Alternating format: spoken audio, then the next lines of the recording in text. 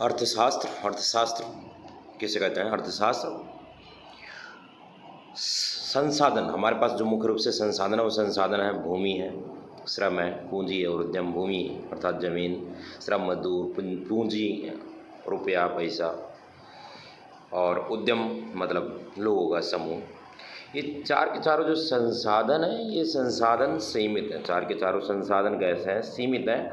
तो अर्थशास्त्र इन सीमित संसाधनों का बंटवारा करता है। अर्थशास्त्र इन सीमित संसाधनों का बंटवारा करता है। ये जो चार सीमित संसाधन है, भूमि, श्रम, पूंजी, उद्यम, भूमि, श्रम, पूंजी और उद्यम, ये चार के चारों जो सीमित संसाधन है, अर्थशास्त्र इन सीमित संसाधनों का इस प्रकार से बंटवारा करता है कि जिससे जो उत्पादक है, उत्पादक को अधिक से अधिक लाभ प्राप्त हो, उत्पादक को अधिक से अधिक लाभ प्राप्त हो, उपभोक्ता है, उपभोक्ता को अधिक से अधिक संतुष्टि प्राप्त हो, और जो समाज है, समाज का अधिक से अधिक कल्याण हो। समाज है, समाज का अधिक से अधिक कल्याण हो, ये अर्थशास्त्र कहलाता है। अर्थशास्त्र सीमित संसाधनों का इस प्रकार से बंटवारा करता है। अर्थशास्त्र सीमित संसाधनों का इस प्रकार से बंटवारा करता है कि उत्पादक को लाभ, उपभोक्ता को संतुष्टि, समाज का अधिक से अधिक कल्याण हो, ये अर्थशास्त्र। अर्थशास्त्र सीमित संसाधनों का बंटवारा करता है। अर्थशास्त्र सीमित संसाधनों का बंटवारा करता है जिससे उत्पादक को अधिक से अधिक लाभ प्राप्त हो, उपभोक्ता को अधिक से अधिक संतुष्टि प्राप्त हो और समाज का अधिक से अधिक कल्याण हो, ये अर्थशास्त्र है। अर्थशास्त्र सीमित संसाधनों का बंटवारा इस प्रकार करता है, उत्पादक को लाभ, उपभोक्ता को संतुष्टि, समाज का कल्याण हो। अब जो ये अर्थशास्त्र होते हैं, अर्थशास्त्र दो प्रकार का है। अर्थशास्त्र दो प्रकार का है, एक व्यष्टि अर्थशास्त्र होता है, एक व्यष्टि अर्थशास्त्र है और एक समष्टि अर्थशास्त्र। एक व्यष्टि और एक समष्टि। व्यष्टि का मतलब होता है सूक्ष्म, एक छोटी सी इकाई, एक इकाई, व्यक्तिगत स्तर, इंडिविजुअल लेवल पर। और समष्टि का मतलब होता है संपूर्ण, समग्र अर्थव्यवस्था के स्तर पर सभी के बारे में, सभी मुद्दों पर के बारे में क्या करता है? अध्ययन करता है। तो व्यष्टि व्यक्तिगत स्तर पर आर्थिक संबंधों और समस्याओं का क्या करता है? अध्ययन करता है। व्यष्टि जो है व्यक्तिगत स्तर पर आर्थिक संबंधों और समस्याओं का अध्ययन करता है। वहीं समष्टि जो है वो संपूर्ण अर्थव्यवस्था के स्तर पर आर्थिक संबंधों और समस्याओं का अध्ययन करता है। व्यष्टि व्यक्तिगत स्तर पर अध्ययन करता है, समष्टि संपूर्ण अर्थव्यवस्था के स्तर पर अध्ययन करता है।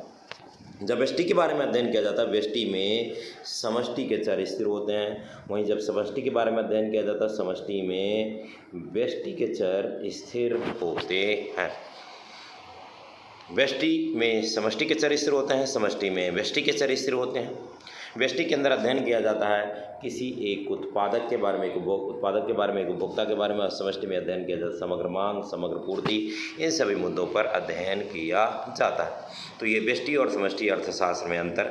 व्यष्टि अर्थशास्त्र व्यक्तिगत स्तर पर आर्थिक संबंधों और समस्याओं का अध्ययन करता है। समष्टि अर्थशास्त्र संपूर्ण अर्थव्यवस्था के स्तर पर आर्थिक संबंधों और समस्याओं का अध्ययन करता है। व्यष्टि में समष्टि चर स्थिर होता है, समष्टि में व्यष्टि चर स्थिर होता है। व्यष्टि के अंदर एक उत्पादक, एक उपभोक्ता, किसी एक के बारे में अध्ययन किया जाता है। वहीं समष्टि के अंदर समग्र मांग, समग्र पूर्ति, राष्ट्रीय आय, घरेलू आय, इन सभी मुद्दों पर अध्ययन किया जाता है। आगे बढ़ेंगे हम। आर्थिक समस्या। आर्थिक समस्या क्या है? आर्थिक समस्या क्या है? आर्थिक समस्या क्या है भैया? आर्थिक समस्या क्या है? आर्थिक समस्या क्या है? आर्थिक समस्या चयन की समस्या है। किसकी समस्या है? चयन की समस्या है। आर्थिक समस्या क्या है? चयन की समस्या। चयन मतलब चुनने की समस्या है। चुनने की समस्या क्यों उत्पन्न होती है? क्यों उत्पन्न होती है? चुनने की समस्या उत्पन्न क्यों होती है? क्योंकि हमारे पास जो संसाधन है वो संसाधन सीमित है। दूसरा पॉइंट, संसाधनों के वैकल्पिक प्रयोग हैं। संसाधनों के वैकल्पिक प्रयोग हैं। और मानवीय आवश्यकता क्या है? असीमित। पहला पॉइंट, संसाधन सीमित है। दूसरा, संसाधनों के वैकल्पिक प्रयोग है। तीसरा, मानवीय आवश्यकता क्या है? असीमित है। ये तीन कारण है जिसके कारण आर्थिक समस्या उत्पन्न होती है। तो आर्थिक समस्या क्या है? आर्थिक समस्या चयन की समस्या है। किसकी समस्या है? चयन की समस्या। क्यों उत्पन्न होती है? क्योंकि संसाधन सीमित है, संसाधनों के वैकल्पिक प्रयोग है, मानवीय आवश्यकता असीमित है। जैसे कि एग्जांपल लेते हैं, आपके पास 100 रुपये खाने के लिए, 100 रुपये लेकर के आप मार्केट में, बाजार में गए, बाजार में खाने के लिए आपके पास विकल्प क्या होंगे? विकल्प बहुत सारे होंगे, लेकिन आपके पास पैसा क्या है? 100 ही रुपये। संसाधन सीमित है, लेकिन उस 100 रुपये को खर्च करने के लिए आपके पास विकल्प क्या है? बहुत सारे। और आपकी आवश्यकता क्या है? असीमित। आप सोचेंगे ये भी खरीद लें, ये भी खरीद लें, ये भी खरीद लें, ये भी खरीद लें, लेकिन संसाधन सीमित ही है। तो आपको चुनना पड़ेगा कि इस 100 रुपये को कहाँ पर खर्च करूँ जिससे मुझे अधिक से अधिक संतुष्टि प्राप्त हो। तो यही है आर्थिक समस्या।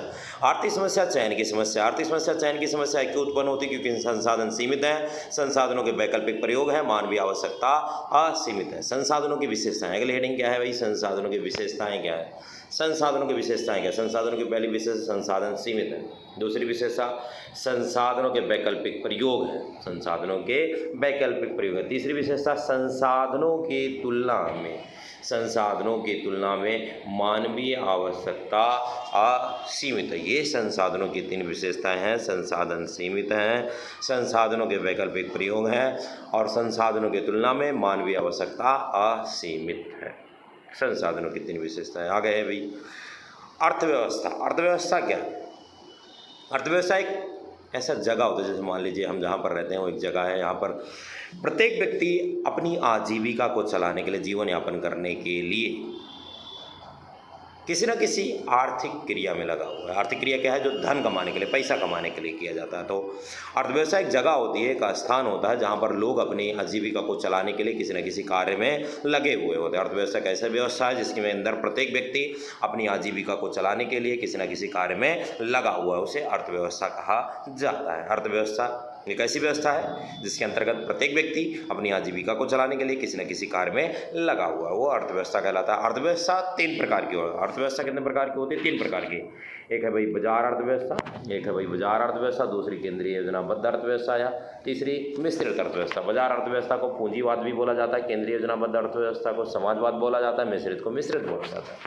तो पहले अर्थव्यवस्था के बारे में अध्ययन करते हैं भाई। पहली अर्थव्यवस्था बाजार अर्थव्यवस्था। बाजार अर्थव्यवस्था एक ऐसी अर्थव्यवस्था है जहाँ पर सारा का सारा नियंत्रण होता है बाजार शक्तियों के हाथ में। किसके हाथ में? बाजार शक्ति। सारे निर्णय किसके द्वारा ले जाएंगे? बाजार शक्तियों के द्वारा ले जाएंगे। इनका उद्देश्य क्या होता है? अधिक से अधिक लाभ कमाना है। उत्पादन, यहाँ पर उत्पादन बड़ी तीव्र गति से किया जाता है। उत्पादन की गति बड़ी तीव्र गति होती है। उदाहरण के लिए यूएसए की अर्थव्यवस्था एक बाजार अर्थव्यवस्था का एग्जाम्पल है। बाजार अर्थव्यवस्था का फोकस कहाँ पर होता है? अधिक से अधिक लाभ कमाना होता है। इसमें जीडीपी बड़ी तीव्र गति से क्या होती है? बड़ी तीव्र गति से क्या होती है? बढ़ती है।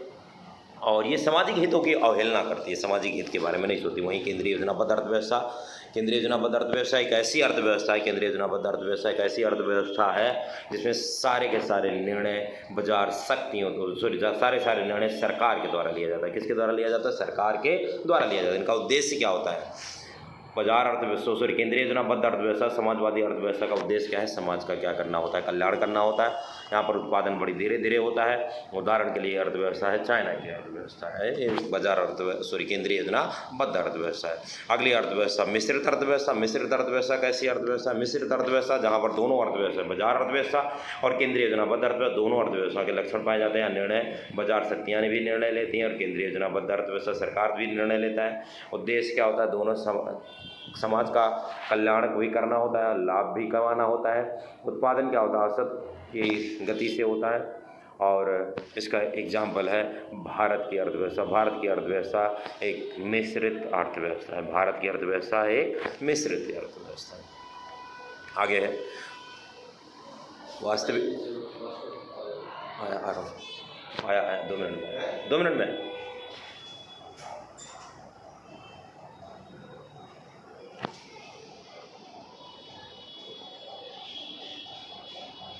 वास्तविक अर्थशास्त्र जिसका संबंध भूत, वर्तमान और भविष्य से है। जिसका संबंध किससे? भूत, वर्तमान और भविष्य से। क्या था, क्या है और क्या होगा, इसमें बताया जाता है। वर्तमान, भूत, वर्तमान क्या था, क्या है, क्या होगा। कथन सत्यता की जांच की जा सकती है। इसमें कथन सत्यता की जांच की जा सकती है कि कथन सत्य है तो असत्य है। जैसे 1947 में देश की जनसंख्या, भारत की जनसंख्या 36 करोड़ थी। ये वास्तविक अर्थशास्त्र जिसका संबंध भूत, वर्तमान, भविष्य से होता है। क्या था, क्या है, क्या होगा, कथन की सत्यता की जांच की जा सकती है। और जैसे 1947 में देश की जनसंख्या, भारत की जनसंख्या 36 करोड़ थी। इसे क्रॉस वेरीफाई किया जा सकता है, सही है गलत। वहीं आदर्शात्मक अर्थशास्त्र जिसका संबंध विचारों से है, सुझावों से। आदर्शात्मक अर्थशास्त्र जिसका संबंध विचारों से है, सुझाव से। ये कहता है क्या होना चाहिए, ये कहता है क्या होना चाहिए। कथन की जांच नहीं की जा सकती। इसमें कथन की जांच नहीं, जो भी सेंटेंस बोले जाते हैं उस सेंटेंस को क्रॉस वेरीफाई नहीं किया जा सकता कि कथन सत्य है तो असत्य है। बहस इस पर क्या चलता है? डिबेट चलती है, डिबेट होती है। जैसे भारत की जनसंख्या वृद्धि दर पर रोक लगाना चाहिए, यानी जो जैसे भारत की जनसंख्या क्या होती जा रही है, दिन पर दिन बढ़ती जा रही है, तो इस पर क्या करना चाहिए? रोक लगाना चाहिए। तो ये आदर्शात्मक अर्थशास्त्र, कैसा अर्थशास्त्र है? आदर्शात्मक अर्थशास्त्र जिसका संबंध सुझाव और विचारों से। एक अर्थव्यवस्था और उसकी केंद्रीय समस्याएं। एक अर्थव्यवस्था की केंद्रीय समस्याएं। केंद्रीय समस्याएं क्या क्या? अर्थव्यवस्था की केंद्रीय समस्याएं, तो किसी भी अर्थव्यवस्था के अंदर 3 केंद्रीय समस्याएं उत्पन्न होती हैं। क्या उत्पादन किया जाए, कैसे उत्पादन किया जाए, क्या उत्पादन किया जाए, कैसे उत्पादन किया जाए, किसके लिए उत्पादन किया जाए। किसी भी अर्थव्यवस्था में 3 प्रकार की केंद्रीय समस्याएं उत्पन्न होती हैं। क्या उत्पादन किया जाए, कैसे उत्पादन किया जाए, किसके लिए उत्पादन किया जाए। तो पहली समस्या, क्या उत्पादन किया जाए। पहली समस्या है क्या उत्पादन किया जाए। क्या उत्पादन किया जाए जो समस्या है, ये संसाधनों के आवंटन की, बंटवारे की समस्या है। संसाधनों के बंटवारे की समस्या है। इसके अंदर 2 समस्याएं आती हैं। इसके अंदर 2 समस्याएं आती हैं। इसके अंदर 2 समस्याएं आती हैं। पहली समस्या आता है किन वस्तुओं का उत्पादन किया जाए, किन वस्तुओं का उत्पादन किया जाए। दूसरी समस्या आता है कितनी मात्रा में उत्पादन किया। दूसरी समस्या क्या आता है, कितनी मात्रा में उत्पादन किया जाए। किन वस्तुओं का उत्पादन किया, पहली समस्या क्या आती है भाई, किन वस्तुओं का उत्पादन किया जाए। दूसरी समस्या आती है किस मात्रा में, कितनी मात्रा में उत्पादन किया जाए। किन वस्तुओं का उत्पादन किया जाए, जैसे मान लीजिए आप 2 वस्तु का उत्पादन करें, एक का नाम है गेहूँ, एक का नाम मशीन। यदि आप गेहूँ और मशीन 2 वस्तुओं का उत्पादन कर रहे हैं, उपभोक्ता वस्तु, एक उपभोक्ता वस्तु है और एक क्या है, पूंजीगत वस्तु है। तो यदि आप उपभोक्ता वस्तुओं का उत्पादन क्या करते हैं, अधिक करते हैं, तो पूंजीगत वस्तुओं का उत्पादन क्या करना पड़ेगा, कम करना पड़ेगा। क्यों कम करना पड़ेगा, क्योंकि संसाधन क्या है, सीमित है। क्योंकि संसाधन क्या है, सीमित है। आपके पास संसाधन दिए हुए, उन्हीं दिए हुए संसाधनों से ही दोनों वस्तु का उत्पादन करना है। जैसे आपकी माता जी ने आपको 100 रुपये दिए, जब मार्केट से 2 सामान लेकर के आओ, यदि आप एक सामान पर खर्चा ज़्यादा कर दें तो दूसरे सामान के लिए पैसे क्या पड़ जाएंगे, कम पड़ जाएंगे। तो ये किन वस्तुओं का उत्पादन किया जाए। दूसरी समस्या आता है कितनी मात्रा में उत्पादन किया जाए। कितनी मात्रा में उत्पादन किया जाए, ये उपभोक्ता की मांग पर क्या करता है, निर्भर करता है। बाजार मांग पर निर्भर करता है कि जितनी मात्रा में बाजार में आपकी वस्तु की डिमांड होगी, मांग होगी, उतनी मात्रा में आप क्या करेंगे, उत्पादन करेंगे। उतनी मात्रा में आप क्या करेंगे, उत्पादन करेंगे। तो ये है क्या उत्पादन किया जाए, ये समस्या जो संसाधनों के आवंटन की समस्या है। इसके अंदर 2 समस्याएं आती है, किन वस्तुओं का उत्पादन किया जाए तथा कितनी मात्रा में उत्पादन किया जाए। दूसरी समस्या आती है कैसे उत्पादन किया जाए। दूसरी समस्या क्या आती है भाई, कैसे उत्पादन किया जाए। ये तकनीकी के चयन की समस्या है। किसकी समस्या है, तकनीकी के चयन की समस्या है। पूंजी प्रधान तकनीकी लगाई जाए या फिर श्रम प्रधान तकनीकी लगाई जाए। तकनीकी के चयन की समस्या, कैसे उत्पादन किया जाए, तकनीकी के चयन की समस्या है। 2 प्रकार की तकनीकी, पूंजी प्रधान तकनीकी या फिर श्रम प्रधान तकनीकी। पूंजी प्रधान तकनीकी, श्रम प्रधान। यदि पूंजी प्रधान तकनीकी लगाते हैं, यदि पूंजी प्रधान तकनीकी लगाते हैं तो यहाँ पर काम किससे करवाया जाएगा, मशीनों से काम करवाया जाएगा। काम तेज़ी से होगा, उत्पादन बड़ी तीव्र गति से होगा, उत्पादों को अधिक से अधिक क्या होगा, लाभ प्राप्त होगा। लेकिन रोजगार के अवसर क्या हो जाते हैं, कम हो जाते हैं। रोजगार के अवसर कम हो जाते हैं यदि पूंजी प्रधान तकनीक लगाई जाती है। वहीं श्रम प्रधान तकनीकी लगाने से क्या होता है, मजदूरों से काम करवाया जाएगा। मजदूर से जब काम लगेंगे तो टाइम ज़्यादा लगेगा, लागत ज़्यादा लगेगी, उत्पादन कम से कम होगा, उत्पादक को हानि हो सकती है। और इसमें समाज का क्या होता है, कल्याण होता है, क्योंकि ये रोजगार के अवसर क्या करता है, उत्पन्न करता है। श्रम प्रधान तकनीकी रोजगार के अवसर उत्पन्न करता है, वहीं पूंजी प्रधान तकनीकी जो मशीनों से काम करवा करके रोजगार के अवसर क्या हो जाता है, कम हो जाता है। यहाँ पर उत्पादक को चयन करना पड़ता है कि कैसे उत्पादन किया जाए, ये कौन सी तकनीकी लगाए, कि श्रम प्रधान तकनीकी का प्रयोग करे या फिर पूंजी प्रधान तकनीकी का प्रयोग करे। तीसरी समस्या किसके लिए उत्पादन, तीसरी समस्या जो है भाई किसके लिए उत्पादन किया जाए, ये आय के वितरण की समस्या है। दो प्रकार के लोग होते हैं भाई, किसके लिए, गरीब वर्ग और उत्पादक, और गरीब वर्ग और अमीर वर्ग। प्रत्येक उत्पादक अधिक से अधिक लाभ कमाने के बारे में सोचता है, तो वह अधिक से अधिक लाभ कमाने के लिए किसके लिए उत्पादन करेगा, केवल अमीर के लिए उत्पादन करेगा। लेकिन केवल अमीर के लिए उत्पादन करने से समाज का कल्याण नहीं हो सकता, उसके जा करके गरीबों के लिए भी क्या करना पड़ेगा, उत्पादन करना पड़ेगा। गवर्नमेंट इसके अंदर क्या करेगी, इंटरफेयर करेगी। तो किसके लिए उत्पादन किया जाए, ये जो समस्या है ये आय के वितरण की समस्या है। ये है एक अर्थव्यवस्था और उसकी 3 केंद्रीय समस्याएं। क्या उत्पादन किया जाए, क्या उत्पादन किया जाए, कैसे उत्पादन किया जाए और किसके लिए उत्पादन किया जाए। अगली हेडिंग, विभिन्न अर्थव्यवस्थाओं में केंद्रीय समस्याओं का समाधान। विभिन्न अर्थव्यवस्थाओं में केंद्रीय समस्याओं का समाधान। भाई ये जो केंद्रीय समस्याएं हैं, क्या उत्पादन किया जाए, कैसे उत्पादन किया जाए, किसके लिए उत्पादन किया जाए, ये जो केंद्रीय समस्या हैं केवल एक देश में उत्पन्न नहीं होते, बल्कि पूरे वर्ल्ड में जितनी भी अर्थव्यवस्था हैं, सभी प्रकार की अर्थव्यवस्थाओं में ये समस्याएं उत्पन्न होती हैं, क्योंकि संसाधन सभी के पास सीमित है। कोई भी ऐसा देश नहीं जिसके पास रिसोर्सेज अनलिमिटेड हो। तो बाजार अर्थव्यवस्था मैंने बताया, ये बाजार अर्थव्यवस्था कैसी है अर्थव्यवस्था भाई, ये पूरी तरीके से क्या है, पूरी तरीके से क्या लाभ कमाने पर क्या करती है, ध्यान फोकस करती है, ध्यान लगाती है लाभ कमाने पर, अधिक से अधिक लाभ कमाने पर जोर देती है। तो यहाँ पर क्या उत्पादन किया जाए, ऐसी वस्तु का उत्पादन करेगा जिससे अधिक से अधिक लाभ प्राप्त हो। कैसे उत्पादन किया जाए, ऐसी तकनीकी लगाएगा जिससे कम लागत पर अधिक से अधिक उत्पादन हो। किसके लिए उत्पादन करेगा, केवल अमीर वर्ग के लिए क्या करेगा, उत्पादन करेगा, केवल अमीर वर्ग के लिए क्या करेगा, उत्पादन करेगा। ये बाजार अर्थव्यवस्था का सॉल्यूशन हुआ। केंद्रीय योजनाबद्ध अर्थव्यवस्था पूरी तरीके से सरकारी अर्थव्यवस्था, सारे निर्णय सरकार के द्वारा लिए जाते हैं, सामाजिक हित को ध्यान में रख करके निर्णय लिए जाते हैं।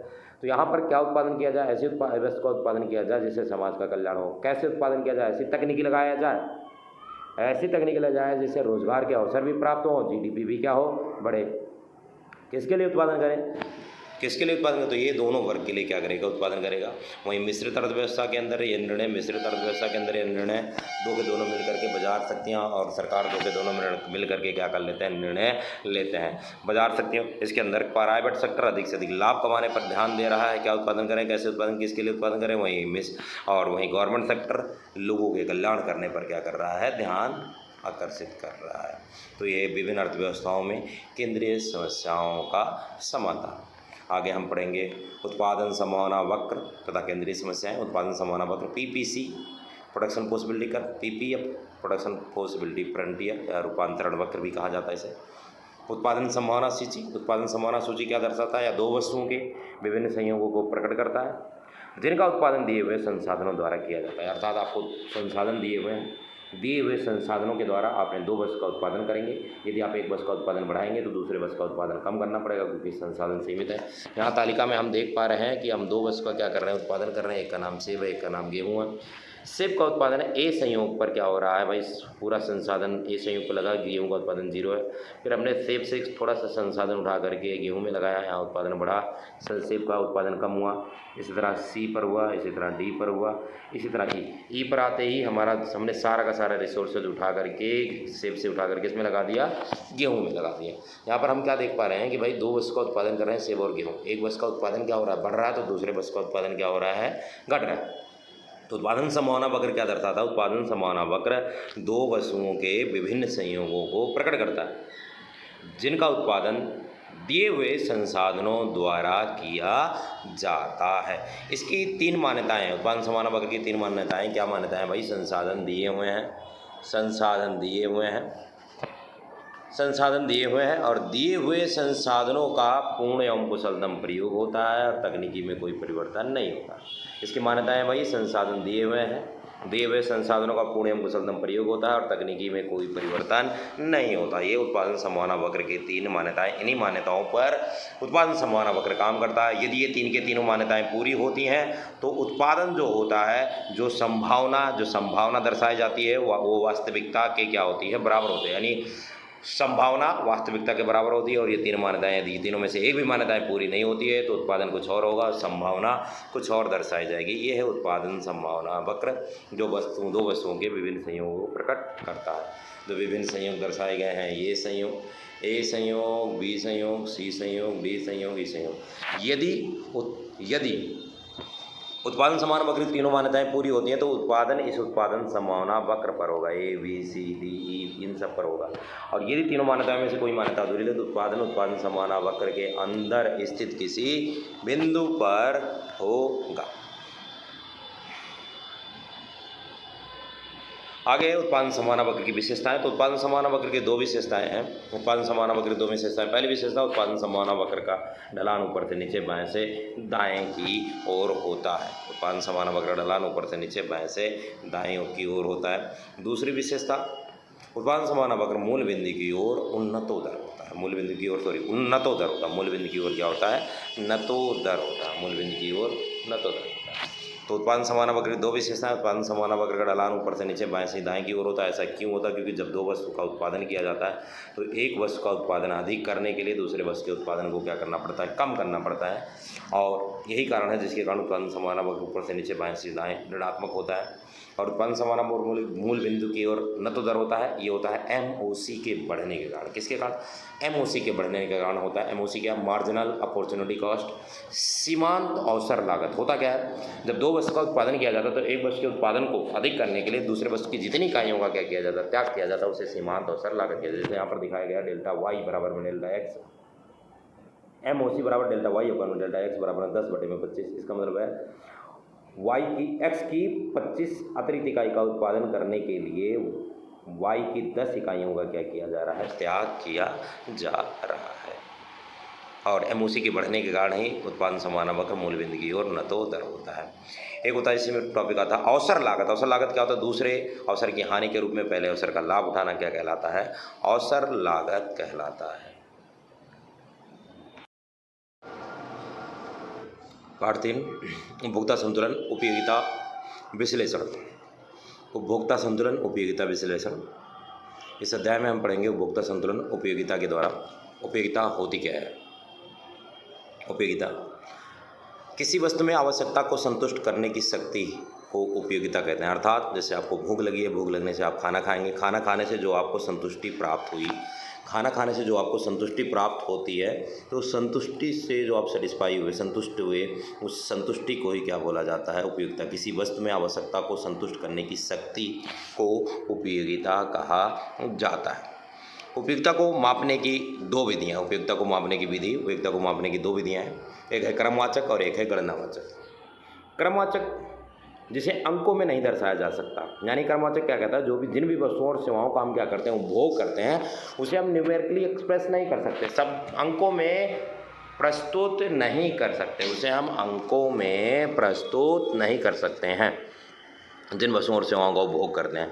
इसे हम बस इतना बता सकते हैं, हाँ भाई अधिकतम संतुष्टि प्राप्त हुई या फिर न्यूनतम संतुष्टि प्राप्त हुई। जैसे आपने खाना खाया, खाना खाने से आप बोलोगे हाँ भाई संतुष्ट हो गए, या फिर बोलोगे नहीं 2 रोटी और चाहिए, इस प्रकार। लेकिन गणनावाचक जो उपयोगिता है, गणनावाचक उपयोगिता है, गणनावाचक उपयोगिता ये कहता है कि जिन वस्तुओं और सेवाओं का हम उपभोग करते हैं, उन वस्तुओं का उपभोग करने से उसे हम न्यूमेरिकली क्या कर सकते हैं, एक्सप्रेस कर सकते हैं। जैसे 1 2 3, यानी 1 रोटी खाई भाई 10 संतुष्टि प्राप्त हुई, 2 रोटी खाई 20 संतुष्टि प्राप्त हुई, 3 रोटी खाई 30 संतुष्टि प्राप्त हुई, ऐसे दर्शा सकते हैं। ये कौन कहता है भाई, गणनावाचक। कौन कहता है, गणनावाचक। तो उपयोगिता को मापने की 2 विधियाँ हैं, एक क्रमवाचक उपयोगिता और एक है गणनावाचक। इस अध्याय के अंदर हम पढ़ेंगे भाई गणनावाचक उपयोगिता, जिसे हम नंबर में क्या कर सकते हैं, दर्शा सकते हैं, जिसे हम नंबर में क्या कर सकते हैं, दर्शा सकते हैं।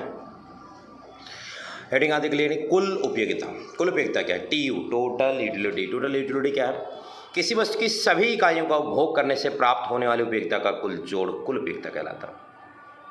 किसी वस्तु की सभी इकाइयों का उपभोग करने से, किसी वस्तु की सभी इकाइयों का उपभोग करने से प्राप्त होने वाली उपयोगिता का कुल जोड़ कुल उपयोगिता कहलाता है। जैसे आपको भूख लगी, आपने 1 रोटी खाई, 1 रोटी से 10 यूटिलिटी प्राप्त हुई, दूसरी रोटी से 9 प्राप्त हुई, दोनों से कितनी प्राप्त हुई, दोनों को अगर जोड़ा जाए तो दोनों से कितनी प्राप्त हुई, दोनों से प्राप्त हुई 19। ये जो 19 प्राप्त हुआ, जो 19 आया, ये टोटल यूटिलिटी है। क्या है ये, टोटल यूटिलिटी। क्या है ये, टोटल यूटिलिटी। तो किसी वस्तु की सभी इकाइयों का उपभोग करने से प्राप्त होने वाली उपयोगिता का कुल जोड़ कुल उपयोगिता कहलाता है। अगले हेडिंग आती है भाई सीमांत उपयोगिता। सीमांत उपयोगिता क्या है, सीमांत उपयोगिता क्या है, सीमांत उपयोगिता क्या है, सीमांत उपयोगिता MU क्या है। जैसे मान लो 1 रोटी खाई, 1 रोटी से आपको 10 यूटिलिटी प्राप्त हुई, दूसरी 2 रोटियां खाई, 2 रोटियों से 19 यूटिलिटी प्राप्त हुई। अब आपने जब 1 रोटी खाया था तो कुल यूटिलिटी कितने की प्राप्त हुई, कुल यूटिलिटी 10 की। 2 रोटी खाई, दोनों से कितने की प्राप्त, 19 की। इन दोनों में अंतर कितने का आया, 9 यूटिलिटी का क्या आया, अंतर आया। जो 9 यूटिलिटी का अंतर आया है, यही क्या कहलाता है, सीमांत उपयोगिता। यही क्या कहलाता है, सीमांत उपयोगिता। यही क्या कहलाता है, सीमांत उपयोगिता। तो सीमांत उपयोगिता किसे कहते हैं, वस्तु की एक अतिरिक्त इकाई का उपभोग करने से कुल उपयोगिता में होने वाला अंतर सीमांत उपयोगिता कहलाता है। वस्तु की एक अतिरिक्त इकाई का उपभोग करने से कुल उपयोगिता में होने वाला अंतर सीमांत उपयोगिता कहलाता है। अगली हेडिंग भी पढ़ेंगे हम भाई TU और MU में संबंध। कुल उपयोगिता और सीमांत उपयोगिता में संबंध क्या है।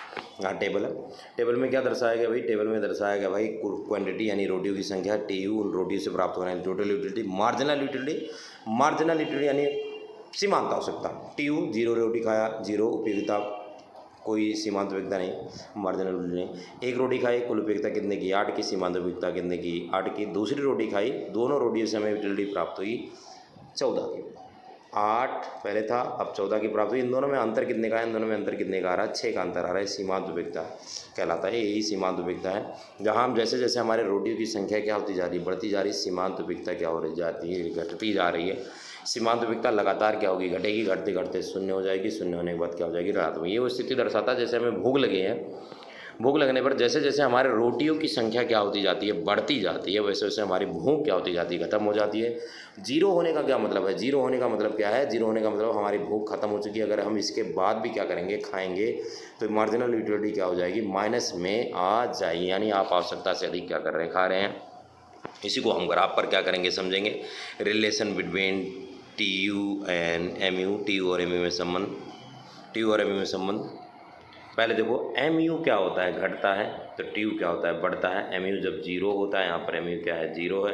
जब एम यू जीरो होता है तो टी यू अधिकतम होता है। जब एम यू जीरो होता है तो टी यू क्या होता है? अधिकतम होता है। जब एम यू जीरो होता है तो टी यू अधिकतम होता है। फिर जब एम यू नेगेटिव ऋणात्मक हो जाता है तो टी यू घटना क्या करता है? शुरू करता है। टी यू घटना शुरू करता है। तो ये टी यू और एम यू के बीच में संबंध को क्या कर रहा है? दर्शा रहा है। टी यू और एम यू में संबंध। जब एम यू घटता है तो टी यू घटती दर से बढ़ता है। जब एम यू शून्य होता है तो टी यू अधिकतम होता है। जब एम यू ऋणात्मक होता है तो टी यू घटना शुरू कर देता है। टी यू घटना शुरू कर देता है। ये एम यू और टी यू के बीच संबंध यहाँ पर लिखा हुआ है भाई। जब एम यू घटता है तो टी यू बढ़ता है। जब एम यू शून्य होता है तो टी यू अधिकतम होता है। जब एम यू ऋणात्मक होता है टी यू घटना शुरू कर देता है। एम यू और ये टी यू के बीच में संबंध को क्या कर रहा है? प्रस्तुत किया जा रहा है। आगे हम पढ़ेंगे ह्रासमान सीमांत उपयोगिता का नियम। ह्रासमान सीमांत उपयोगिता का नियम। ह्रासमान सीमांत उपयोगिता का नियम क्या कहता है? ह्रासमान सीमांत उपयोगिता का नियम क्या कहता है भाई?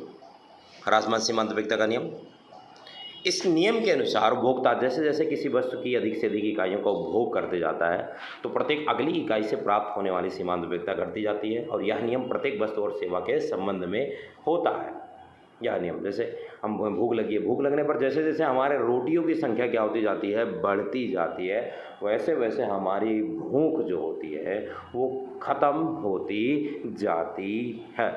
और यह नियम प्रत्येक वस्तु और सेवा के, वस्तु हो गए जैसे मैंने बोला वस्तु वैसे रोटी खा रहे। सेवाएं क्या होती है? जैसे मूवी देख करके आए, मूवी देख जैसे जैसे देखते जाएंगे उससे प्राप्त होने वाली सेटिस्फेक्शन क्या होता जाएगा? कंटिन्यूसली क्या होता जाएगा? घटता जाएगा। अर्थात एक बार देखा क्या हो जाएगा? संतुष्टि प्राप्त। 2 बार देखेंगे तो और भी सेटिस्फेक्शन क्या होता जाएगा? घटता जाएगा। और भी देखेंगे ऐसे होता चला जाएगा।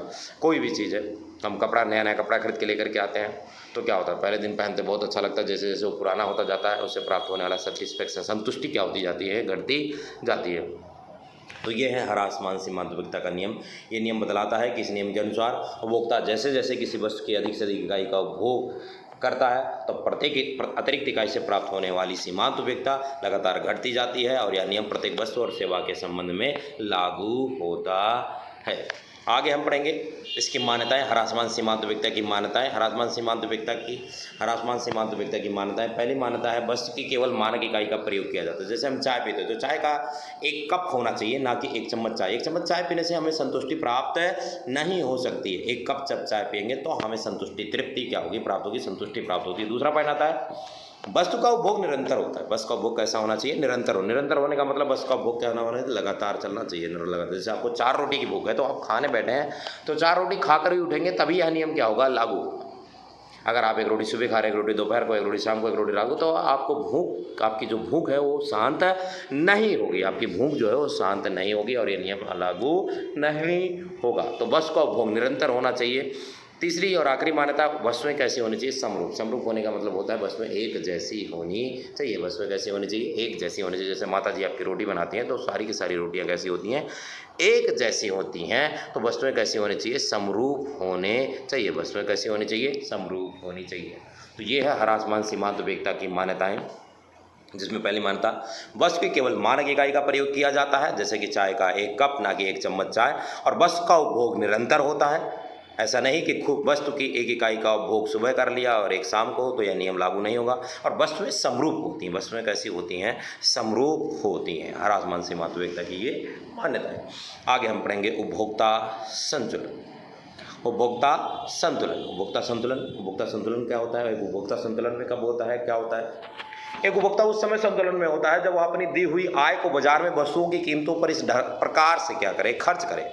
एक उपभोक्ता उस समय संतुलन में होता है जब वह अपनी दी हुई आय को बाजार में वस्तुओं की कीमतों पर इस प्रकार से, इस ढंग से खर्च करे जिससे उसे अधिक से अधिक संतुष्टि प्राप्त हो। तो उपभोक्ता क्या होता है, संतुलन में होता है। तो एक उपभोक्ता संतुलन में कब होता है, जब वो अपनी दी हुई आय को बाजार में वस्तुओं की कीमतों पर इस ढंग से, इस प्रकार से क्या करे, खर्च करे जिससे उसे अधिक से अधिक संतुष्टि प्राप्त हो। तो उपभोक्ता संतुलन में होता है। अर्थात एक उपभोक्ता ने जो पैसा क्या किया है, कमाया है, जो आय उसने कमाई है, उन कमाए हुए पैसों को बाजार में वस्तुओं की कीमतों पर वो इस प्रकार से खर्च करे जिससे वह अधिक से अधिक संतुष्ट हो।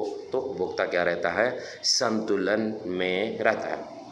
तो उपभोक्ता संतुलन क्या है भाई, उपभोक्ता संतुलन उस समय में होता है जब वह अपनी दी हुई आय को बाजार में वस्तुओं की कीमतों पर इस ढंग से, इस प्रकार से खर्च करता है जिससे उसे अधिक से अधिक संतुष्टि प्राप्त हो। तो उपभोक्ता क्या होता है, संतुलन में होता है। तो उपभोक्ता क्या होता है, संतुलन में होता है।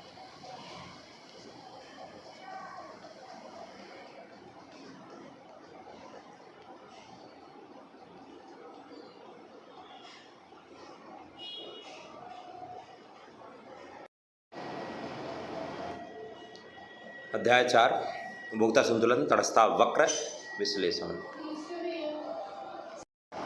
अध्याय 4 उपभोक्ता संतुलन तटस्थता वक्र विश्लेषण। उपभोक्ता संतुलन उस स्थिति के रूप में परिभाषित किया जा सकता है जब दी हुई कीमतों पर उपभोक्ता अपनी दी हुई आय को विभिन्न वस्तुओं पर इस ढंग से, इस प्रकार से खर्च करता है जिससे उसे अधिकतम संतुष्टि प्रदान। यानी उपभोक्ता संतुलन में तब होगा जब वो अपने दिए हुए पैसे, कमाए हुए पैसे को बाजार में वस्तुओं की कीमतों पर इस प्रकार से खर्च करे जिससे उसे अधिक से अधिक संतुष्टि प्राप्त हो। तो उपभोक्ता क्या रहेगा, संतुलन में रहेगा। आगे उपभोक्ता संतुलन के तटस्थता वक्र विश्लेषण की मान्यताएं क्या। उपभोक्ता संतुलन के तटस्थता वक्र विश्लेषण की मान्यताएं।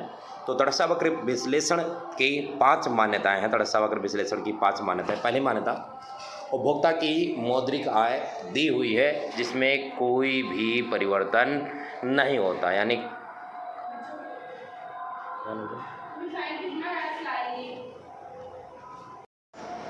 तो पहली मान्यता, उपभोक्ता की मौद्रिक आय दी हुई है जिसमें कोई भी परिवर्तन नहीं किया जा सकता, कोई भी परिवर्तन नहीं होता। दूसरा पॉइंट, उपभोक्ता अपनी दी हुई आय को 2 ऐसे वस्तुओं पर खर्च करता है जो दोनों एक दूसरे के प्रतिस्थापक है। जैसे चाय और कॉफ़ी, सेब और संतरा, कोको कोला और लिम्का, ये सब एक दूसरे के क्या है, प्रतिस्थापक है। अर्थात एक के स्थान पर दूसरे का प्रयोग किया जा सकता है। तो उपभोक्ता अपनी दी हुई आय को 2 ऐसे वस्तुओं पर खर्च करता है जो दोनों एक दूसरे के प्रतिस्थापक है। उपभोक्ता का तीसरी मान्यता, उपभोक्ता का दोनों वस्तुओं के लिए अधिमान दिया हुआ है, स्पष्ट है, अधिमान स्पष्ट है। इसका मतलब यह है कि जो वस्तुएं उपभोक्ता के पास होती हैं उन वस्तुओं का से जो वस्तुएं उपभोक्ताओं के पास होती हैं, उपभोक्ता के पास होती हैं, उन वस्तुओं को पाने की इच्छा क्या होती है, कम होती जाती है। और जो नहीं होती हैं उसके पाने की इच्छा क्या होती जाती है, बढ़ती जाती है। नॉर्मली सामान्य भाषा में ऐसा ही होता है, जो चीज़ हमारे पास होती है, उपभोक्ताओं के पास होती है, उसकी कदर नहीं करते। जो नहीं होती उसके पाने की इच्छा क्या होती जाती है, बढ़ती जाती है। यही है उपभोक्ता का दोनों वस्तुओं के लिए अधिमान दिया हुआ है, स्पष्ट है। चौथी मान्यता है, किसी वस्तु की अधिक मात्रा उपभोक्ता को सदैव ही अधिकतम संतुष्टि प्रदान करती है, जिसे एक दिष्ट अधिमान कहा जाता है। जब उपभोक्ता किसी वस्तु की अधिक से अधिक मात्रा का उपभोग करता है तो उसे अधिक से अधिक संतुष्टि प्राप्त होती है, अधिक से अधिक संतुष्टि प्रदान होता है। तो इसे एक दिष्ट अधिमान कहा जाता है, इसे एक दिष्ट अधिमान कहा जाता है। 5वीं मान्यता, उपभोक्ता विवेकशील है। उपभोक्ता क्या है, विवेकशील है। वह सदैव ही अपनी दी हुई परिस्थितियों में अधिक से अधिक संतुष्टि प्राप्त करने का प्रयास करता है। तो उपभोक्ता विवेकशील है, वह सदैव ही दी हुई परिस्थितियों में अधिक से अधिक संतुष्टि प्राप्त करने का प्रयास करता है। ये तटस्थता वक्र विश्लेषण की, उपभोक्ता संतुलन के तटस्थता वक्र विश्लेषण की मान्यताएं। 5 मान्यताएं क्या है भाई, उपभोक्ता की मौद्रिक आय दी हुई है तथा इसमें कोई परिवर्तन नहीं होता है। उपभोक्ता अपनी दी हुई आय को 2 ऐसे वस्तुओं पर खर्च करता है जो दोनों एक दूसरे के प्रतिस्थापक हैं। उपभोक्ता का दोनों वस्तुओं के लिए अधिमान दिया हुआ है, स्पष्ट है। इसका मतलब यह है कि उपभोक्ता के पास जो वस्तुएं होती हैं उसके पाने की इच्छा क्या होती जाती है, घटती है। और जो नहीं होती हैं, जो वस्तुएं नहीं होती उसके पाने की इच्छा बढ़ती जाती है। किसी वस्तु की अधिक मात्रा उपभोक्ता को सदैव ही अधिक से अधिक संतुष्टि प्रदान करती है। और उपभोक्ता क्या है, विवेकशील है। वह सदैव ही अपनी दी हुई आय से अधिकतम संतुष्टि प्राप्त करने का प्रयास करता है। ये तटस्थ वक्र उपभोक्ता संतुलन के तटस्थ वक्र विश्लेषण की 5 मान्यताएं हैं। इन मान्यताओं पर तटस्थ वक्र क्या करता है, काम करता है। आगे है तटस्थ समूह। तटस्थ समूह क्या है और तटस्थ वक्र क्या है। तटस्थ समूह और तटस्थ वक्र क्या है, यहाँ पर हम देख रहे हैं एक टेबल में क्या दिखाएगा भाई, पहले के टेबल में क्या है भाई, संयोग है, ए संयोग, बी संयोग, सी संयोग, डी संयोग। दूसरे टेबल में सेबों की संख्या है, तीसरे टेबल में है संतरों की संख्या। ए संयोग पर क्या हो रहा है, उपभोक्ता 1 सेब 10 संतरे खा रहा है। बी संयोग पर 2 सेब 7 संतरे खा रहा है। सी संयोग पर 3 सेब 5 संतरे खा रहा है। डी संयोग पर 4 सेब और 4 संतरे खा रहा है। तटस्थ समूह ये है तटस्थ समूह। तटस्थ समूह में क्या प्रकट हो रहा है, विभिन्न संयोग, ए बी सी डी 4 संयोग है, सेबों की संख्या है, संतरों की संख्या है। ये तटस्थ समूह क्या करता है, दर्शाता है दो वस्तु क्या है भाई, सेब है और ये क्या है, संतरा है। सेब और संतरा 2 वस्तुओं का विभिन्न संयोगों को क्या कर रहा है, प्रकट कर रहा है। तटस्थ समूह 2 वस्तुओं के विभिन्न संयोगों को प्रकट करता है। 2 वस्तुएं क्या है, सेब और संतरा। तटस्थ समूह 2 वस्तु क्या है भाई, सेब और संतरा। तटस्थ समूह 2 वस्तुओं के विभिन्न संयोगों को प्रकट करता है। तटस्थ समूह 2 वस्तुओं के विभिन्न संयोगों को क्या करता है, प्रकट करता है, जिनका और प्रत्येक संयोग उपभोक्ता को संतुष्टि का समान स्तर क्या करता है, प्रदान करता है। अर्थात जितनी संतुष्टि उपभोक्ता को 1 सेब और 10 संतरे खाने से प्राप्त हो रही, सेम उतनी संतुष्टि 2 सेब और 7 संतरे खाने से प्राप्त हो रही, सेम उतनी संतुष्टि 3 सेब और 5 संतरे से प्राप्त हो रही है। सेम उतनी ही संतुष्टि 4 सेब और 4 संतरे खाने से प्राप्त हो रही है। अर्थात यहाँ पर दिखाया गया है जो ए है, ए बराबर बी के है, बी बराबर सी के है, सी बराबर किसके है, डी के। 4 के चारों संयोगों पर उपभोक्ता को संतुष्टि का समान स्तर क्या हो रहा है, प्राप्त हो रहा है। तो तटस्थ समूह क्या है, तटस्थ समूह उन 2 वस्तुओं के संयोगों का समूह है जो उपभोक्ता को संतुष्टि का समान स्तर प्रदान करते हैं। इसलिए उपभोक्ता अपने तटस्थ समूह के सभी संयोगों के बीच क्या है, तटस्थ है। तो ये है तटस्थ समूह जो उपभोक्ता को संतुष्टि का जो उपभोक्ता के 2 वस्तुओं के विभिन्न संयोगों को प्रकट करता है और प्रत्येक संयोग उपभोक्ता को संतुष्टि का समान स्तर प्रदान करते हैं। आगे है तटस्थ वक्र। तटस्थ वक्र क्या है, तटस्थ वक्र ये जो बना हुआ है तटस्थ वक्र है, कुछ इस प्रकार से बनता है, ऐसे और ये ऐसे, आई सी। तटस्थ वक्र है क्या, तटस्थ वक्र जो आपने तटस्थ समूह को क्या किया, बनाया, ये जो टेबल आपने क्या करी है बनाई, ये जो टेबल आपने क्या करी है बनाई, इस टेबल को ग्राफ पर क्या करना, इस ग्राफ पर क्या करना, दर्शाना, इस ग्राफ पर क्या करना, दर्शाना। ग्राफ पर दर्शाना ही क्या कहलाता है, तटस्थ वक्र कहलाता है। यानी तटस्थ वक्र क्या है, तटस्थ समूह का, एक उपभोक्ता के तटस्थ समूह का रेखा चित्रीय प्रस्तुतिकरण तटस्थ वक्र कहलाता है। एक उपभोक्ता के तटस्थ समूह का रेखा चित्रीय प्रस्तुतिकरण तटस्थ वक्र कहलाता है। एक उपभोक्ता के तटस्थ समूह का रेखा चित्रीय प्रस्तुतिकरण तटस्थ वक्र कहलाता है। तो ये है तटस्थ वक्र, यानी जो तटस्थ समूह बना है उसे ग्राफ पर दर्शाना तटस्थ वक्र कहलाता है। तटस्थ वक्र की विशेषताएं क्या है, तटस्थ वक्र की विशेषताएं क्या है भैया, तटस्थ वक्र की विशेषता क्या है। तो तटस्थ वक्र की 5 विशेषताएं हैं। पहली विशेषता तटस्थ वक्र का ढलान, पहली विशेषता तटस्थ वक्र का ढलान ऋणात्मक होता है। दूसरी विशेषता तटस्थ वक्र मूल बिंदु की ओर उन्नतोदर होता है। तीसरी विशेषता तटस्थ वक्र कभी भी एक दूसरे को ऐसे छूते या काटते नहीं है, यानी तटस्थ वक्र कभी भी ऐसे नहीं बनेगा। चौथी विशेषता उच्च तटस्थ वक्र संतुष्टि के ऊंचे स्तर को प्रकट करता है, जैसे IC1 हो गया या IC2 हो गया या IC3 हो गया।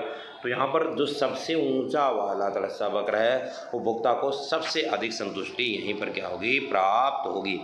तो तटस्थ वक्र कभी भी उच्च तटस्थ वक्र संतुष्टि के ऊंचे स्तर को क्या करता है, प्रकट करता है। अगला हेडिंग है तटस्थ वक्र ना तो कभी ऐसे x अक्ष को छूता है और ना ही कभी y अक्ष को क्या करता है, छूता है। तटस्थ वक्र ना तो कभी x अक्ष को छुएगा और ना ही कभी y अक्ष को क्या करता है, छूता है। ये तटस्थ वक्र की क्या है, 5 विशेषताएं। पहली विशेषता तटस्थ वक्र का ढलान ऋणात्मक होता है। तटस्थ वक्र का ढलान क्या होता है, ऋणात्मक। पहली विशेषता जो है तटस्थ वक्र का ढलान ऋणात्मक होता है, यानी ऊपर से नीचे बाएं से दाएं की ओर होता है। ऐसा क्यों होता है, ऐसा इसलिए होता है क्योंकि ऐसा क्यों होता है, ऐसा इसलिए होता है क्योंकि जब दो वस्तुओं का उपभोग कर किया जाता है, एक वस्तु के उपभोग को बढ़ाने के लिए दूसरे वस्तु के उपभोग को क्या करना पड़ता है, कम करना पड़ता है। दूसरा पॉइंट है तटस्थ वक्र मूल बिंदु की ओर उन्नतोदर होता है। उन्नतोदर क्यों होता है? ये MRS के घटने के कारण, MRS जब क्या होता है, घटता है, MRS जब घटता है तटस्थ वक्र मूल बिंदु की ओर क्या होता है, उन्नतोदर होता है।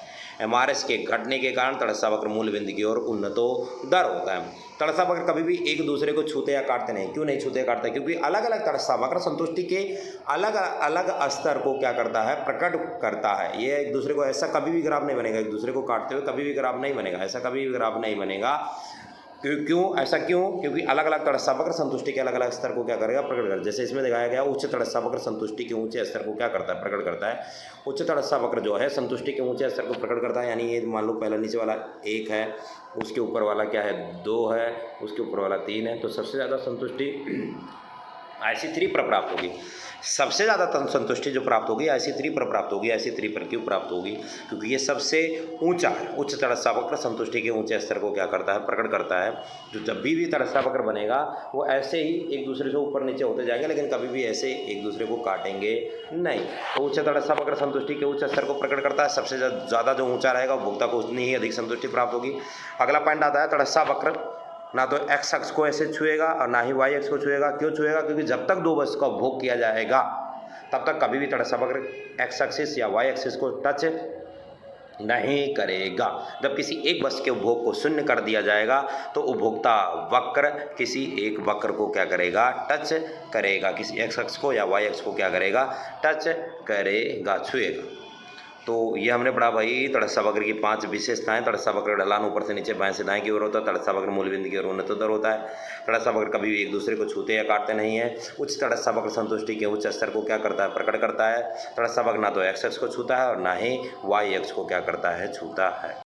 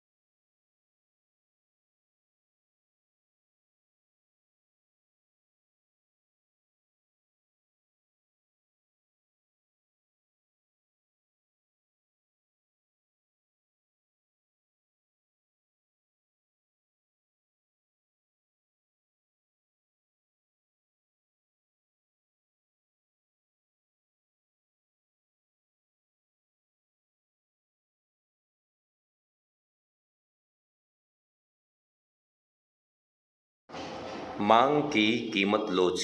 अध्याय 5 मांग की कीमत लोच। मांग की कीमत लोच। मांग की कीमत लोच क्या है? वस्तु की कीमत में प्रतिशत परिवर्तन होने के कारण मांग की मात्रा में प्रतिशत परिवर्तन का के अनुपात को मांग की कीमत लोच कहते हैं। यानी कि जब किसी वस्तु की कीमत में प्रतिशत परिवर्तन होता है तो कीमत में प्रतिशत परिवर्तन होने के कारण उसकी मांग की मात्रा में जो प्रतिशत परिवर्तन होता है, इनका जो अनुपात होता है वो मांग की कीमत लोच कहा जाता है। मांग की कीमत लोच का माप अनुपातिक या प्रतिशत विधि है, ज्यामितिक विधि या कुल व्यय विधि। आप 11वीं कक्षा के विद्यार्थियों के लिए केवल वर्तमान में केवल अनुपातिक या प्रतिशत विधि का ही सिलेबस में है, पाठ्यक्रम में शामिल है। अनुपातिक या प्रतिशत विधि जिसमें इलास्टिसिटी ऑफ डिमांड बराबर में होता है।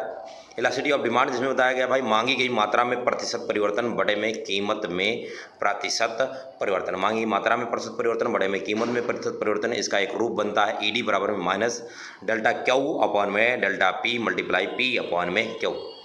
ईडी बराबर minus delta Q upon delta P multiply P upon में क्यू, जिसके अंदर दिखाया गया डेल्टा क्यू जो होता है Q1 माइनस में क्यू, यानी डेल्टा क्यू का मतलब होता है change in quantity, delta P का मतलब होता है चेंज इन प्राइस, यानी पहले प्राइस कितनी थी अब प्राइस कितनी हुई, दोनों में अंतर क्या है। डेल्टा क्यू का मतलब चेंज इन क्वांटिटी, यानी पहले क्वांटिटी कितनी थी अब क्वांटिटी कितनी है, दोनों में अंतर क्या है। यहाँ पर दिखाया गया है कि P बराबर में प्रारंभिक कीमत, P1 मतलब नई कीमत, जब P1 में से P घटाया जाता है तो डेल्टा P आता है। क्यू का मतलब होता है प्रारंभिक मात्रा, Q1 का मतलब होता है नई मात्रा, जब Q1 में से क्यू घटाया जाता है तो डेल्टा क्यू आता है, यानी चेंज इन क्वांटिटी आता है। इस बेस पर, इसके बेस पर न्यूमेरिकल क्वेश्चन सॉल्व किए जाते हैं। डेल्टा क्यू अपॉन में delta P multiply P upon में क्यू माइनस में ईडी बराबर। आगे मांग की कीमत लोच की विभिन्न कोटियाँ, विभिन्न कैटेगरीज क्या है, स्थितियाँ क्या हैं भाई। तो पहला पॉइंट आता है पूर्णतया लोचदार मांग। पूर्णतया लोचदार मांग क्या होता है? पूर्णतया लोचदार मांग वह स्थिति होती है जहाँ ईडी बराबर इनफाइनाइट होता है, यानी प्रचलित कीमत पर जब तक कीमत क्या रहती है, स्थिर रहती है, तब तक मांग क्या होती रहती है, घटती और बढ़ती रहती है। मांग घटती बढ़ती रहती है, जैसे ही कीमत क्या होगी बढ़ेगी, जैसे ही कीमत क्या होगी बढ़ेगी, कीमत के बढ़ते ही मांग क्या हो जाती है, शून्य हो जाती है। इसे बोला जाता है पूर्णतया लोचदार मांग। क्या बोला जाता है? पूर्णतया लोचदार मांग, जहां प्रचलित कीमत पर मांग अनंत होती है, कीमत के जरा सा भी बढ़ने पर मांग क्या हो जाती है, शून्य हो जाती है। ईडी बराबर इनफाइनाइट अनंत होता है। मांग की लोच जो होती है वो अनंत की क्या होती है, बराबर होती है, पूर्णतया लोचदार मांग। दूसरी स्थिति होती है पूर्णतया बेलोचदार मांग। दूसरी स्थिति क्या है? पूर्णतया बेलोचदार मांग वह स्थिति जहां ईडी बराबर 0 होता है।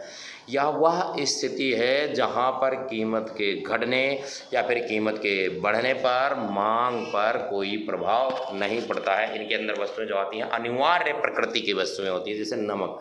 नमक की जो मांग है वो पूर्णतया बेलोचदार की स्थिति होती है। नमक की मांग कैसी है? पूर्णतया बेलोचदार, क्योंकि नमक की कीमत के कम होने पर हम उसे ज़्यादा नहीं खा सकते, या फिर नमक की कीमत बढ़ जाने पर हम उसे कम नहीं खा सकते। लोग अपने स्वाद अनुसार क्या करेंगे, उसका प्रयोग करेंगे। इसकी कीमत में घटने या बढ़ने पर मांग पर कोई प्रभाव नहीं पड़ता, जो अनिवार्य प्रकृति की वस्तुएं होती हैं।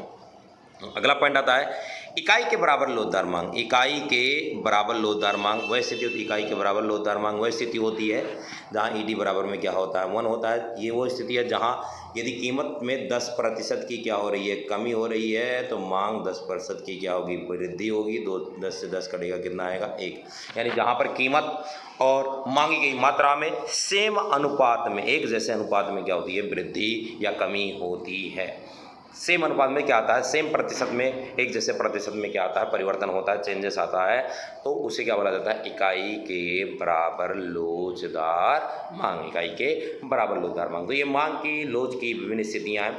मांग की लोच की विभिन्न स्थितियों के अंदर आता है पूर्णतया लोचदार मांग, पूर्णतया बेलोचदार मांग, इकाई के बराबर लोचदार मांग। इसके अलावा इकाई से अधिक लोचदार मांग, इकाई से अधिक लोचदार मांग और इकाई से कम लोचदार मांग। ये मांग की लोच की विभिन्न क्या है, स्थितियाँ हैं।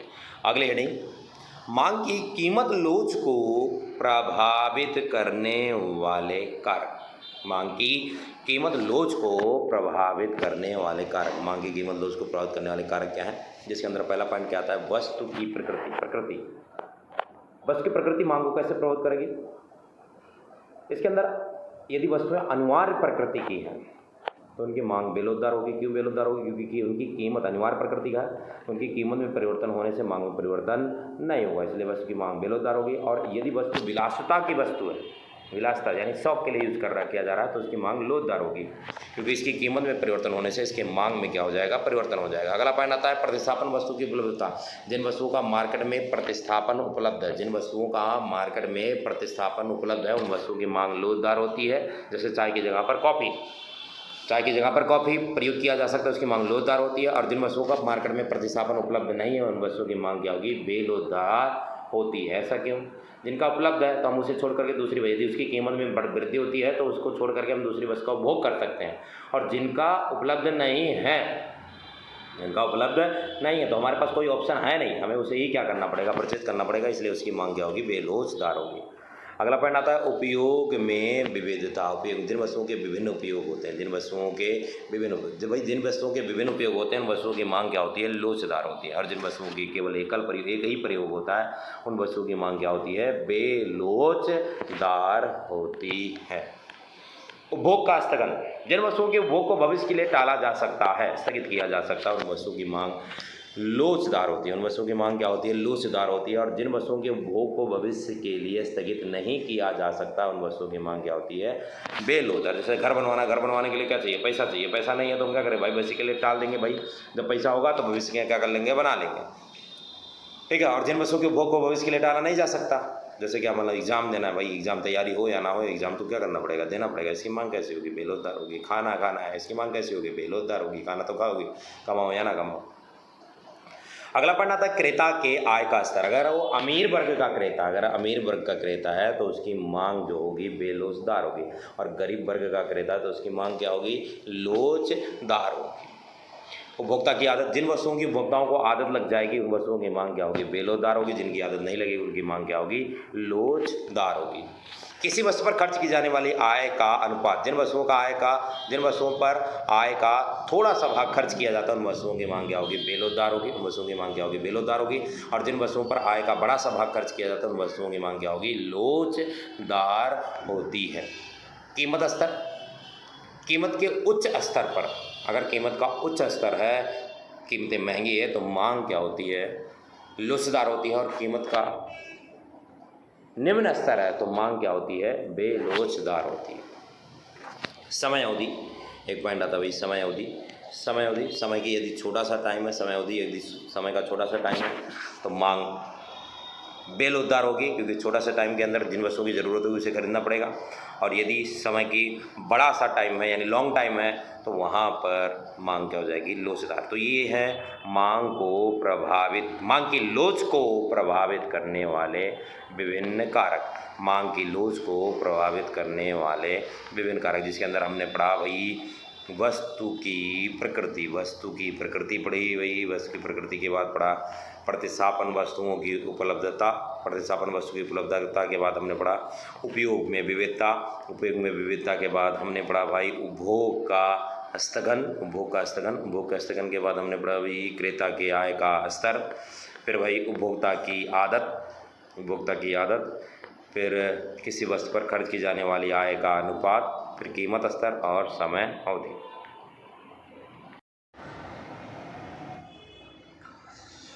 उत्पादन फलन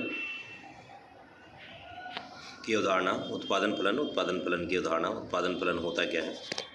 उत्पादन फलन एक वस्तु के भौतिक आगतों और भौतिक उत्पाद के बीच पाया जाने वाला फलनात्मक संबंध उत्पादन फलन कहलाता है। भौतिक आगतों और भौतिक उत्पाद के बीच पाया जाने वाला फलनात्मक संबंध उत्पादन फलन कहलाता है। भौतिक आगतों और भौतिक उत्पाद के बीच पाया जाने वाला फलनात्मक संबंध उत्पादन फलन कहलाता है। भौतिक आगत क्या आता है? जो आगत के अंदर आ जाता है पूंजी की इकाइयाँ हो गई, श्रम हो गया, कच्चा माल हो गया, ये भौतिक आगत होते हैं। इन सब से मिल करके किसी वस्तु का क्या होता है, निर्माण होता है। तो भौतिक आगतों और भौतिक उत्पाद के बीच पाया जाने वाला फलनात्मक संबंध उत्पादन फलन कहलाता है। अभी जो वस्तु के उत्पादन करने में जो भौतिक आगत लगते हैं वो भौतिक आगत दो प्रकार के होते हैं। एक होता है स्थिर कारक, एक होता है प्रवृत्ति कारक। एक स्थिर कारक होते हैं, एक प्रवृत्ति कारक। स्थिर कारक वह कारक है जिनका प्रयोग उत्पादन में परिवर्तन होने से परिवर्तन नहीं होता। स्थिर कारक वह कारक होते हैं जिनका उत्पादन में चेंज होने से उस कारक में चेंज नहीं होता, कारक में परिवर्तन नहीं होता। जैसे मशीन ला करके आपने लगा ली है, अब चाहे उस पर 1 इकाई का उत्पादन किया जाए, 4 इकाई का उत्पादन किया जाए, वो अपनी जगह पर, मशीन अपनी जगह पर स्थिर रहेगी। यदि आपने उसका उत्पादन में वृद्धि करना है तो केवल प्रवृत्ति कारकों में वृद्धि करके उत्पादन बढ़ाया जा सकता है। वो स्थिर कारक नहीं कहलाते। स्थिर कारक वे कारक होते हैं जिनका उत्पादन में परिवर्तन होने से कारक में परिवर्तन नहीं होता। वहीं परिवर्ती कारक वे कारक होते हैं जिनका उत्पादन में यदि परिवर्तन होगा तो कारक में भी परिवर्तन हो जाता है। तो ये स्थिर कारक और परिवर्ती कारक है। अब आता है उत्पादन फलन। उत्पादन फलन दो प्रकार का होता है, एक अल्पकालीन उत्पादन फलन होता है, दीर्घकालीन उत्पादन फलन। अल्पकालीन उत्पादन फलन के अंदर कुछ कारक स्थिर और कुछ कारक परिवर्तनशील होते हैं, जिनमें उत्पादन में परिवर्तन करके उत्पादन में यदि हमने परिवर्तन करना है तो केवल कच्चे माल यानी प्रवर्ती कारकों में वृद्धि करके उत्पादन को बढ़ाया जा सकता है और स्थिर कारक अपनी जगह पर स्थिर रहेंगे। और वहीं पर दीर्घकालीन उत्पादन फलन के अंदर इसमें कोई भी कारक स्थिर नहीं रहता, दोनों कारकों में वृद्धि करके उत्पादन को बढ़ाया जा सकता है। इसके बाद आता है भाई प्रवर्ती कारक के कुल उत्पाद, सीमांत उत्पाद और औसत उत्पाद। प्रवर्ती कारक के कुल उत्पाद टीपी, सीमांत उत्पाद यानी एमपी, औसत उत्पाद यानी एपी। औसत उत्पाद यानी एपी। प्रवर्ती कारक के कुल उत्पाद, सीमांत उत्पाद और औसत उत्पाद। तो प्रवर्ती कारक का कुल उत्पाद क्या कहलाता है भाई? प्रवर्ती कारक का कुल उत्पाद या उत्पादन की प्रक्रिया में प्रयोग हुए स्थिर कारकों की कुछ मात्रा के साथ परिवर्तनशील इकाइयों की सभी इकाइयों द्वारा उत्पादित उत्पाद का मतलब क्या है कि भाई प्रवर्ती कारक वह कारक होता है, प्रवर्ती कारक का कुल उत्पाद वह उत्पाद होता है टीपी यानी कुल उत्पाद, टोटल प्रोडक्शन होता है कि स्थिर कारक और प्रवर्ती कारक यानी मशीन और लेबर, मशीन और कच्चा माल दोनों मिलकर के वस्तु की जितनी भी इकाई का उत्पादन करते हैं उनका कुल जोड़ कुल उत्पाद कहलाता है। उनका कुल जोड़ कुल उत्पाद कहलाता है। वहीं सीमांत उत्पाद की बात करें, सीमांत उत्पाद क्या है? श्रम की एक अतिरिक्त इकाई लगाने से कुल उत्पाद में होने वाला अंतर सीमांत उत्पाद कहलाता है। श्रम की एक अतिरिक्त इकाई का उत्पादन करने से कुल उत्पाद में होने वाला अंतर सीमांत उत्पाद कहलाता है। औसत उत्पाद क्या है भाई? औसत उत्पाद उत्पादन की प्रति इकाई उत्पाद औसत उत्पाद कहलाता है। उत्पादन की प्रति इकाई उत्पाद औसत उत्पाद कहलाता है। तो एपी एवरेज प्रोडक्ट क्या होता है? Per unit product average product कहलाता है यानी प्रति इकाई, यानी एक लेबर वस्तु की कितनी इकाई का उत्पादन कर रहा है। अगले यानी क्या एमपी कभी ऋणात्मक हो सकता है? क्या सीमांत उत्पाद कभी ऋणात्मक हो सकता है? तो इसका रिप्लाई है हाँ। प्रवर्ती कारक का सीमांत उत्पाद ऋणात्मक हो सकता है। प्रवर्ती कारक का सीमांत उत्पाद ऋणात्मक हो सकता है, विशेषकर उन अवस्थाओं में जब अत्यधिक रोजगार हो या फिर अदृश्य बेरोजगारी। जब अत्यधिक रोजगार या अदृश्य बेरोजगारी होने की स्थिति में प्रवर्ती कारक का सीमांत उत्पाद ऋणात्मक हो जाता है। क्या एमपी कभी ऋणात्मक हो सकता है? तो इसका रिप्लाई हाँ, प्रवर्ती कारक का सीमांत उत्पाद ऋणात्मक हो सकता है जब अर्थव्यवस्था में अत्यधिक रोजगार हो या फिर अदृश्य बेरोजगारी। अगले नहीं, एक कारक के प्रतिफल प्रवर्ती अनुपात का नियम। प्रवर्ती अनुपात का नियम क्या कहलाता है? प्रवर्ती अनुपात का नियम क्या कहता है? प्रवर्ती अनुपात का नियम बतलाता है कि भाई स्थिर कारक के साथ प्रवर्ती कारक इकाइयों को जैसे जैसे प्रयोग में लाया जाता है, उत्पादन की प्रारंभिक अवस्था में एमपी क्या होता है? बढ़ता है। उसके बाद प्रवर्ती कारक का सीमांत उत्पाद घटना शुरू हो जाता है। उसके बाद प्रवर्ती कारक का सीमांत उत्पाद घटना शुरू हो जाता है। अगली हेडिंग है एमपी और टीपी में संबंध की स्थिति। एमपी और टीपी में संबंध की स्थिति। एमपी प्रारंभिक अवस्था में बढ़ता है, फिर घटता है, फिर शून्य और ऋणात्मक हो जाता है। टीपी प्रारंभिक अवस्था में बढ़ती दर से बढ़ता है, दूसरी अवस्था में घटती दर से बढ़ता है, तृतीयक अवस्था में घटना शुरू होता है। तो जब बढ़ता है तो उसे बोला जाता है बढ़ रहा सीमांत उत्पाद यानी कारक का बढ़ता प्रतिफल, और जब घटता है तो बोला जाता है कारक का ह्रासमान प्रतिफल, और जब ऋणात्मक हो जाता है तो कारक का ऋणात्मक प्रतिफल के नाम से जाना जाता है। तो एमपी और टीपी में संबंध क्या है? जब एमपी बढ़ता है तो टीपी बढ़ती दर से बढ़ता है। जब एमपी बढ़ता है तो टीपी बढ़ती दर से बढ़ता है। फिर जब एमपी सेकेंड स्टेज के अंदर घटता है तो टीपी घटती दर से बढ़ता है। फिर जो एमपी थर्ड स्टेज के अंदर ऋणात्मक हो जाता है तो टीपी घटना शुरू करता है। फिर भाई जब एमपी बढ़ता है तो टीपी बढ़ती दर से बढ़ता है, जब एमपी घटता है तो टीपी घटती दर से बढ़ता है, जब एमपी शून्य होता है तो टीपी अधिकतम होता है, जब एमपी ऋणात्मक होता है तो टीपी घटना शुरू करता है। जब एमपी ऋणात्मक होता है टीपी घटना शुरू करता है। तो ये एमपी और टीपी में संबंध है।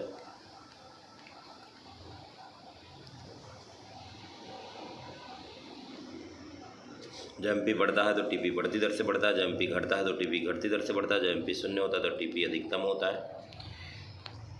और जब एमपी ऋणात्मक होता है, जब एमपी ऋणात्मक होता है तो टीपी घटना शुरू करता है।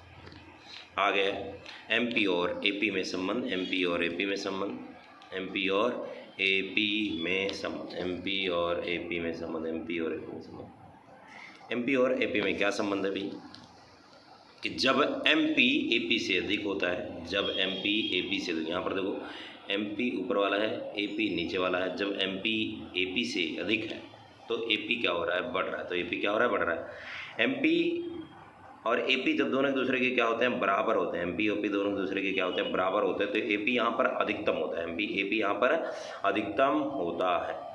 फिर एमपी नीचे हो गया, एपी ऊपर हो गया। जब एमपी एपी से कम होता है, जब एमपी एपी से कम होता है तो एपी क्या होता है, घटता है। एमपी घटते घटते घटते घटते शून्य हो जाता है, फिर ऋणात्मक हो जाता है, परंतु एपी हमेशा धनात्मक बना रहता है, एपी हमेशा धनात्मक बना रहता है।